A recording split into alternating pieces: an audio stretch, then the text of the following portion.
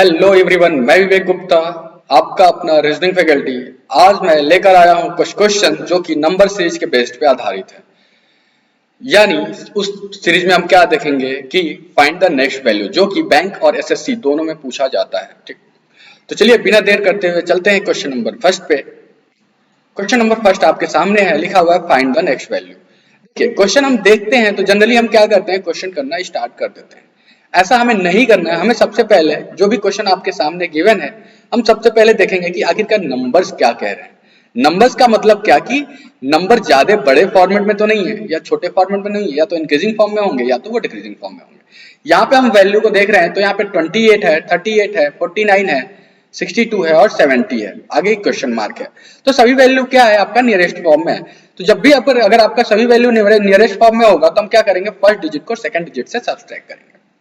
ठीक है, अगर अंतर हमारा ज्यादा का नहीं होगा तो हम क्या करेंगे, फर्स्ट डिजिट को सेकंड डिजिट से सब्सट्रैक्ट करते हैं। अब यहाँ पे देख रहे हैं सबसे पहले हमारा क्या है, 28 है। 28 को सब्सट्रैक्ट करेंगे इसमें 38 से। 38 में अब देख रहे हो तो इन दोनों में डिफरेंसेस कितने का है, तो 38 से सब्सट्रैक्ट किया तो कितना आ गया, 10। 38 को 49, 38 49 में कितने का डिफरेंसेस है, 11 का है। 49 और 62 में डिफरेंसेस कितने का है, तो आपका 13 का है। और 62 और 70 में डिफरेंसेस कितने का है, तो 8 का है। अब यहाँ पे देख रहे हैं पहले हमारा जो डिफरेंसेस है इंक्रीजिंग फॉर्म में है, जबकि बाद में क्या हो जा रहा है, डिक्रीजिंग फॉर्म में चला जा रहा है। यानी यहाँ पे 8 आ जा रहा है, 13 के बाद 8 आ जा रहा है। तो अभी हमें क्वेश्चन को समझ में नहीं आ रहा है कि आखिरकार क्या चल रहा है। तो अब हम क्या करेंगे, कुछ वैल्यू को, जो हमारे पास नंबर हैं, जो हमारे पास डिजिट्स हैं, उन्हीं को एक बार गौर से देखते हैं। तो देखो आप, अगर हम नंबर्स के डिजिट्स को देख रहे हैं, यानी यहाँ पे 2 है, यहाँ पे 8 है। 2 और 8 को या तो हम प्लस करेंगे या तो माइनस करेंगे। तो यहाँ पे देखो 2 और 8 को अगर हमने प्लस किया तो 2 8 को प्लस किया तो कितना आया, 10। यानी ये दोनों डिजिट आपस में क्या हो जा रही है, प्लस हो जा रही है। तो वैल्यू कितना आ जा रहा है, 10। और यही 10 28 में क्या हो जा रहा है, ऐड हो जा रहा है और आगे आ जा रहा है आपका 38। 3 और 8 कितना हो गया, 11।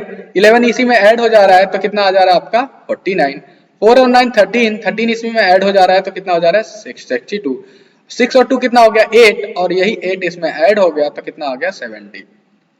अब हमारा 70 है, अगला क्या है, क्वेश्चन मार्क है। तो 7 प्लस 0 कितना हो गया, 7। यही 7 इसमें ऐड हो जाएगा और जब 7 ऐड होगा तो कितना आंसर हो जाएगा आपका 77।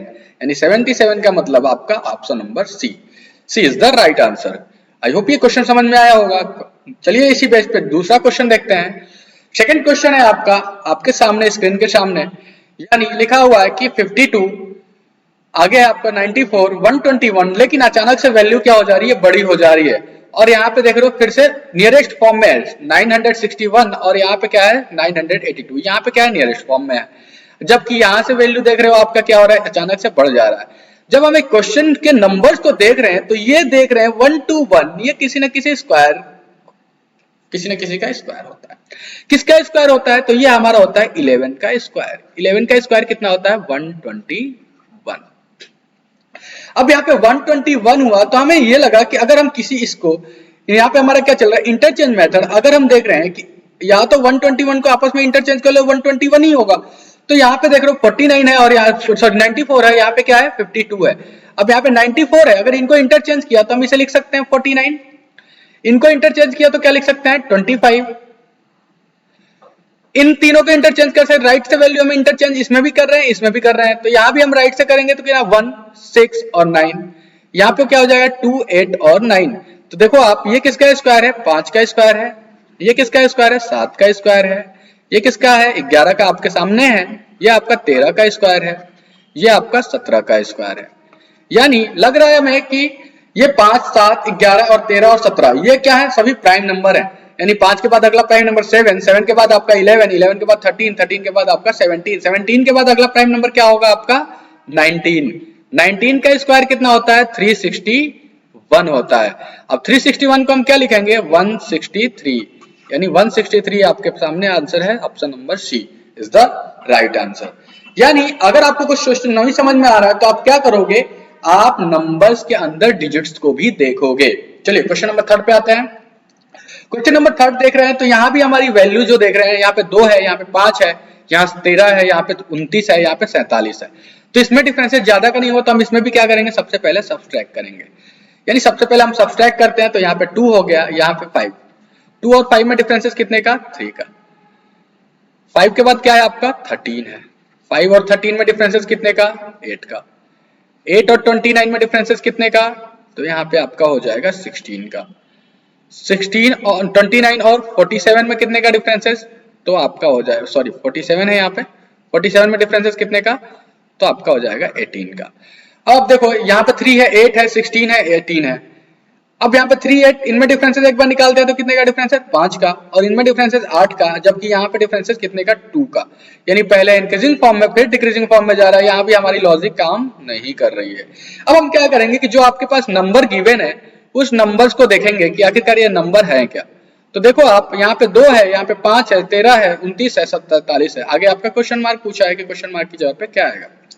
तो क्या ये नंबर अपने सिवा किसी और से डिविजिबल है, 2 भी अपने सिवा किसी और से डिविजिबल नहीं है, 5 भी नहीं है, 13 भी नहीं है, 29 भी नहीं है, 47 भी नहीं है।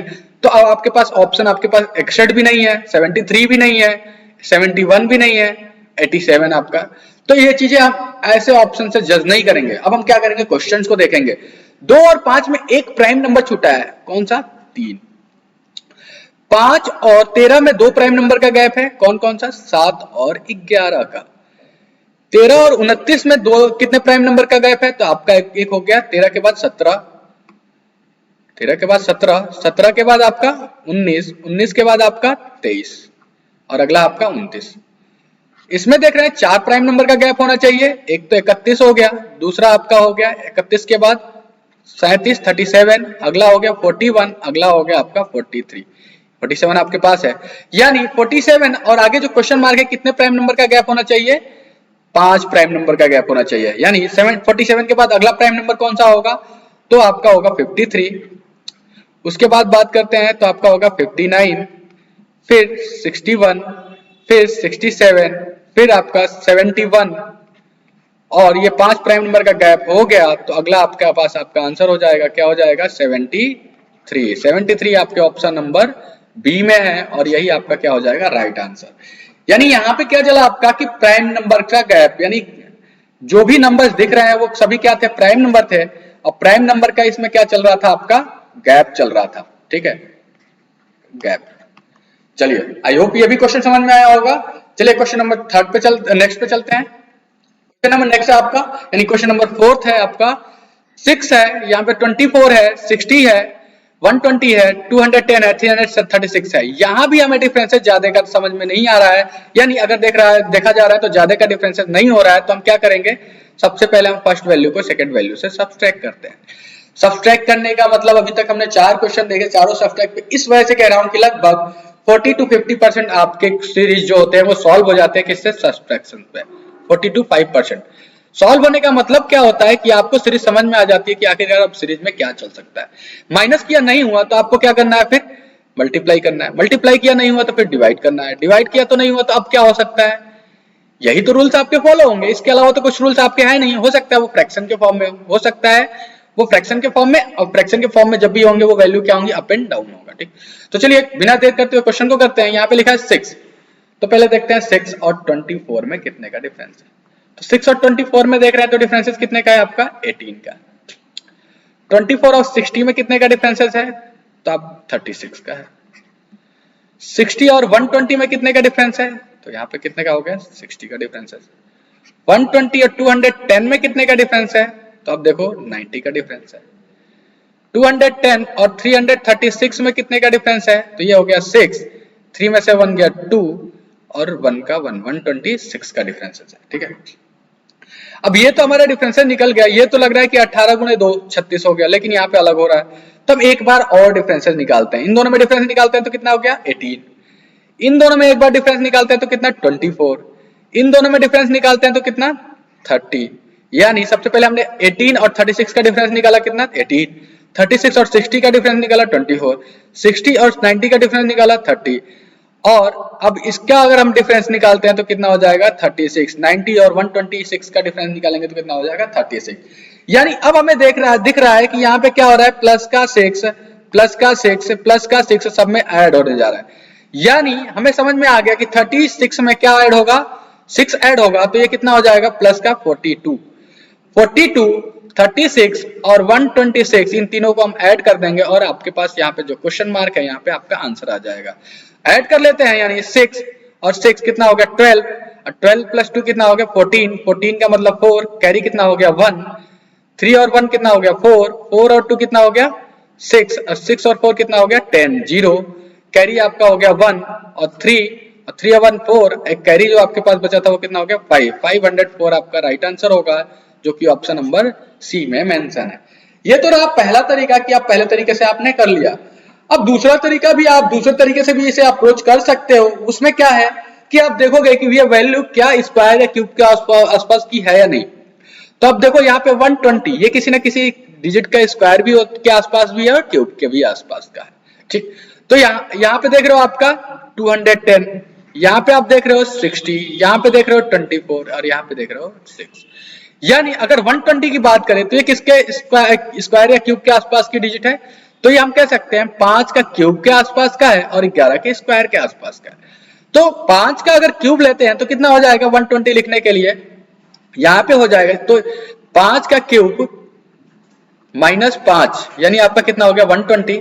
तो यहाँ पे कितना हो गया 4 का क्यूब माइनस 4, यहाँ पे फिर 3 का क्यूब माइनस 3, यहाँ पे 2 का क्यूब माइनस 2, तो 2 3 4 5, अगला यहाँ पे 6 का क्यूब माइनस 6, 7 का क्यूब माइनस 7 और आपका आंसर हो जाएगा 8 का क्यूब माइनस 8, यानी 8 का क्यूब होता है आपका 512, माइनस का 8 किया यानी आपका आंसर हो जाएगा 504 इज द राइट आंसर, ठीक।